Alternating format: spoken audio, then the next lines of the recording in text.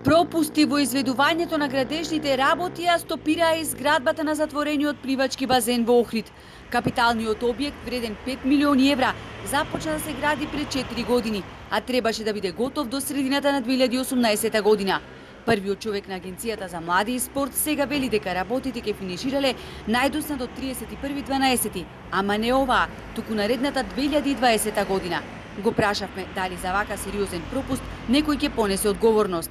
Непредвидено се влезе под нивото на езерото и голем дел од водата влегуваше во темелите на самиот базен.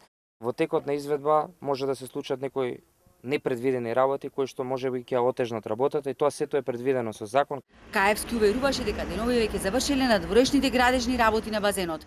На локацијата на која што одамна требаше веќе да биде изграден, базенот има повеќе кучиња од работници. На терен, како што може да се види, секојдневно на објектот има не повеќе од 5-6 луѓе. Со вакво темпо на терен дискутабилно е дали за една година ќе се изгради целиот комплекс во кој според проектот треба да има 2 базени, фитнес клуб, спа и велнес центар, игротека, продавница за спортска опрема, кафетерија, комерцијален и административен простор.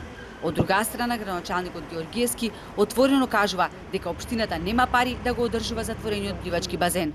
Со добивањето на затворениот базен, тој што се гради сега таму, ние како општина ќе добијаме само уште една главоболка и многу е дискутабилно како тоа сето ќе се одржува таму. Значи огромни се средствата за месечно одржување на таков објект. И додека Георгиевски се жали дека одржувањето на базенот месечно ќе чини околу 1,5 милиони денари, Каевски го теши